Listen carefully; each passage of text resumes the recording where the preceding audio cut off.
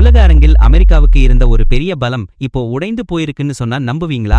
ஒரு காலத்தில் வளைகுடா பகுதியில் அமெரிக்கா மற்றும் இஸ்ரேலின் தொழில்நுட்ப ஆதிக்கம் அசைக்க முடியாததா இருந்தது. ஆனா இப்போ அந்த நிலைமை மெல்ல மெல்ல மாறிக்கிட்டு இருக்கு. அமெரிக்க அதிகாரிகளே வாஷிங்டன் போஸ்டுக்கு சில தகவல்களை வெளியிட்டாங்க. அதாவது ரஷ்யா ஈரானுக்கு அமெரிக்க போர்க்கப்பல்கள், விமானங்கள் எங்க இருக்குன்னு துல்லியமான உளவு தகவல்களை கொடுக்குதாம். இது ஒரு சாதாரண தகவல் பரிமாற்றம் கிடையாது. இது ஒரு புதிய வகையான போரின் ஆரம்பம். இந்த போருக்கு எல்லைகள் கிடையாது. இது ராக்கெட்டுகளாலோ டாங்கிகளாலோ நடக்கிற சண்டை இல்ல. ரேடார் அலைகள், செயற்கைக்கோள் தகவல்கள், ரகசிய குறியீடுகள் மூலமா நடக்கும் ஒரு போர். வளைகுடா பகுதியில எதிரியை எப்படி குருடாக்குவது என்பதுதான் இப்போ முக்கிய சவாலா இருக்கு. ரஷ்ய அதிபர் விளாடிமிர் புடின் அமெரிக்க அதிபர் டொனால்ட் ட்ரம்பிடம் இந்த உளவு தகவல்களை பகிரவில்லை என்று மறுத்தாலும் அதுல பெரிய மாற்றம் எதுவும் இல்லை. உக்ரைன் போருக்காக ரஷ்யா ஈரானிடம் இருந்து ட்ரோன்களையும் ஆயுதங்களையும் வாங்கியிருக்கு. அதே சமயம் அமெரிக்கா உக்ரைனுக்கு ரஷ்ய நிலைகளை தாக்கும் உளவு தகவல்களை கொடுத்ததையும் ரஷ்யா பார்த்திருக்கு. அதனால புடின் தன்னோட கணக்கை போடுறது ஒன்னும் பெரிய விஷயம் இல்ல. உளவு தகவல் என்பது ஒரு நாணயம் மாதிரி. அதை புடின் இப்போ செலவு செய்ய ஆரம்பிச்சிட்டாரு. முன்னாள் CIA அதிகாரி ப்ரூஸ் ரீடல் ஒருமுறை சொன்னது போல, நவீன போரில் குண்டுகளை விட எதிரி எங்க இருக்கான்ற துல்லியமான தகவல்கள் ரொம்ப முக்கியம். எதிரி எங்க இருக்கான்னு யாருக்கு தெரியுதோ அவங்க தான் ஜெயிக்கிறாங்க. இந்த உண்மை இப்போ வளைகுடா முழுவதும் நடந்துகிட்டு இருக்கு. ரஷ்யா கொடுக்கிற உளவு தகவல்களால அமெரிக்கா மற்றும் இஸ்ரேலின் சொத்துக்களை ஈரான் துல்லியமாக கண்டுபிடிக்க முடியுது. இதுக்கு முன்னாடி ஈரானால் தனியா இதை செய்யவே முடியாது. ஈரானிடம் இருக்கும் ராணுவ உளவு செயற்கைக்கோள்கள் கடலில் வேகமாக நகரும் கப்பல்களை கண்காணிக்க போதுமானதா இல்லை. ஆனா ரஷ்யாவுக்கு இந்த குறைபாடு கிடையாது. அவங்களோட அதிநவீன செயற்கைக்கோள் கண்காணிப்பு அமைப்பு கனோபஸ்வி செயற்கைக்கோள் உட்பட ஈரானுக்கு 24 மணி நேரமும் துல்லியமான படங்களையும் ரேடார் தகவல்களையும் கொடுக்குது. இது ஈரானுக்கு ஒரு துணை பலம் கிடையாது. இது அவங்களோட துல்லியமான தாக்குதல் திட்டத்தின் முக்கிய நரம்பு மண்டலம். குவைத்தில் ஒரு அமெரிக்க ராணுவ வசதியை தாக்கி 6 அமெரிக்க வீரர்களை கொன்ற ட்ரோன் தற்செயலாக இலக்கை கண்டுபிடிக்கவில்லை. பென்டகன் அதிகாரிகள் சமீபத்திய சில ஈரான் தாக்குதல்கள் அமெரிக்க நடவடிக்கைகளுடன் நேரடியாக தொடர்புடைய வசதிகளை தாக்கினன்னு சொல்றாங்க. அந்த இலக்குகளின் ஆயத்தொலைவுகள் எந்த பொது வரைபடத்திலும் இல்லை. இந்த தகவல்கள் எங்கிருந்து வருதுன்னு கண்டுபிடிக்கிறது ரொம்ப கஷ்டம் இல்ல. இப்போ சீனா எப்படி இதுல அமைதியா தன்னோட பங்களிப்பை செய்யுதுன்னு பார்ப்போம். சீனாவின் பங்கு அமைதியானதுதான், ஆனா அதோட விளைவுகள் ரொம்ப பெரியது. சீனா பல வருஷமா ஈரானின் மின்னணு போர்த்திறனை மாத்தி அமைச்சுக்கிட்டு இருக்கு. அவங்க ஈரானுக்கு அதிநவீன ரேடார் அமைப்புகளை ஏற்றுமதி செஞ்சிருக்காங்க. ஈரானிய ராணுவத்தின் வழிசெலுத்தல் அமைப்பை அமெரிக்காவின் GPS-ல இருந்து சீனாவின் குறியாக்கப்பட்ட பிட 3 அமைப்புக்கு மாத்தியிருக்காங்க.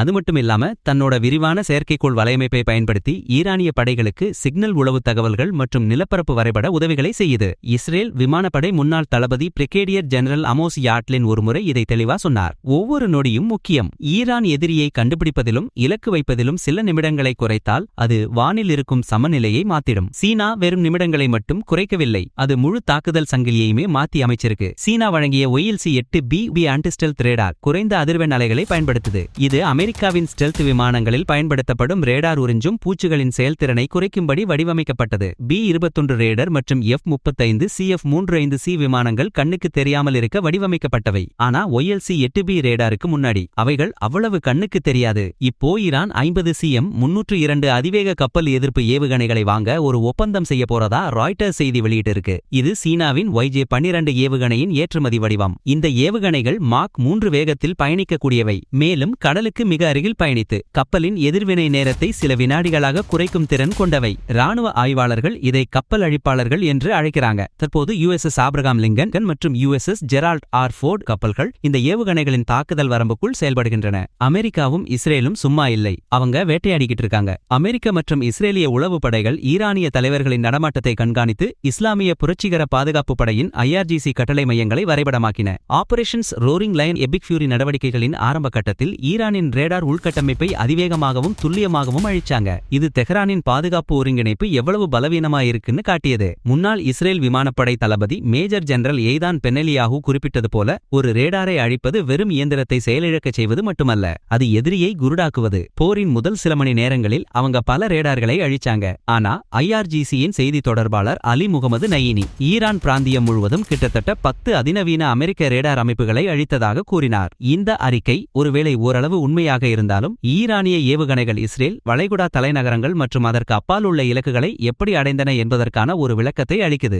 அமெரிக்க பாதுகாப்பு செயலாளர் பீட் ஹெக்ஷத் CBS-இன் 60 மினிட்ஸ் நிகழ்ச்சியில் ரஷ்யாவின் உளவுத்துறை உதவி பற்றி நேரடியாக கேட்கப்பட்ட போது, நாங்கள் எல்லாவற்றையும் கண்காணித்து வருகிறோம் என்று சுருக்கமாக பதிலளித்தார். இது ஒரு உறுதிமொழியா அல்லது ஒரு எச்சரிக்கையா? ஒருவேளை இரண்டாகவும் இருக்கலாம். பல பத்தாண்டுகளாக வளைகுடா பகுதி அமெரிக்கா மற்றும் இஸ்ரேலின் அசைக்க முடியாத தொழில்நுட்ப ஆதிக்கத்தின் களமாக இருந்தது. அந்த ஆதிக்கம் இன்னும் முழுசா மறையவில்லை. அடையவில்லை. ஆனா சீனாவோட வன்பொருள் பரிமாற்றங்கள் மற்றும் ரஷ்யாவின் உளவு தகவல்கள் மூலமா அது அமைதியாகவும் திட்டமிட்டபடியும் அறிக்கப்பட்டு வருகிறது. ஒரு மூத்த அமெரிக்க ராணுவ தளபதி சமீபத்தில் ஒப்புக்கொண்டது போல சிக்னல்கள் தான் இப்போ புதிய தோட்டாக்கள். இந்த மின்காந்த அலைவரிசையை யார் கட்டுப்படுத்துகிறார்களோ அவங்க தான் சண்டையை கட்டுப்படுத்துவாங்க. இப்போ இருதரப்பிலும் யாரும் அதை முழுமையா கட்டுப்படுத்தவில்லை. இதுவே ஒரு பெரிய மாற்றம். இந்த சண்டைக்கு ஒரு முன் உதாரணம் இருக்கு, ஆனா அது ஆறுதலான உதாரணம் இல்ல. 1991 கூட்டணி படைகள் ஈராக்கின் ரேடார் வலைப்பின்னல்களை முடக்கி சதாம் ஹுசைனின் பாதுகாப்பை முழுமையா திசை திருப்பினாங்க. அதனால அமெரிக்க விமானங்கள் கிட்டத்தட்ட எந்தவித எதிர்ப்பும் இல்லாம தாக்குதலை நடத்தின. மின்னணு எதிர் நடவடிக்கைகள் தான் அப்போது முடிவை எடுத்தன. பாக்தாத் குருடாக சண்டையிட்டு தோற்றுப்போனது. ஈரான் அந்த போரை 3 பத்தாண்டுகளாக உன்னிப்பாக கவனிச்சிருக்கு. தொழில்நுட்ப ரீதியாக பின்தங்கிய ஒரு படை காற்றிலிருந்து எப்படி அழிக்கப்பட்டது என்பதையும் அவங்க படிச்சிருக்காங்க. ரஷ்யாவின் செயற்கைக்கோள் தகவல்களும் சீனாவின் ரேடார் கட்டமைப்பும் அந்த பாடங்களுக்கு ஈரானின் பதில். தெஹ்ரான் அடுத்த பாக்தாதாக மாறக்கூடாது என்பதில் உறுதியா இருக்கு.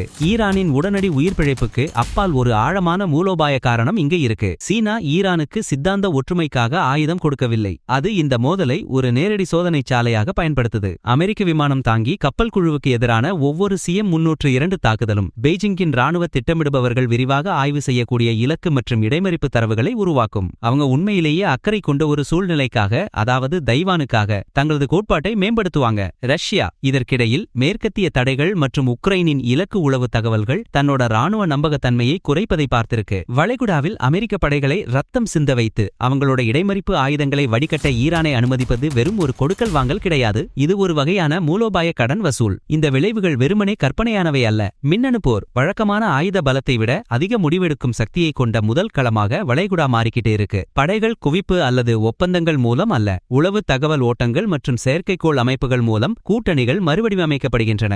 ரஷ்யாவும் சீனாவும் தெஹ்ரானுக்கு படைகளை அனுப்பவில்லை. அவங்க இன்னும் நீடித்த ஒன்றை செய்யறாங்க. அவங்க ஈரானுக்கு எப்படி பார்க்க வேண்டும் என்று கற்றுக் கொடுக்கிறார்கள். ரேடார் அலைகள் இப்போ ஏவுகணைகளைப் போலவே ஆபத்தானவை. உளவு தகவல் தான் இப்போ தீர்மானிக்கும் நாணயம். இந்த சிக்னல் போரில் ஈரான் இதுவரை இல்லாத ஒரு சமநிலையை பெற போராடுது. முதல் முறையாக அதை வழங்கக்கூடிய கூட்டாளிகள் ஈரானுக்கு கிடைச்சிருக்காங்க.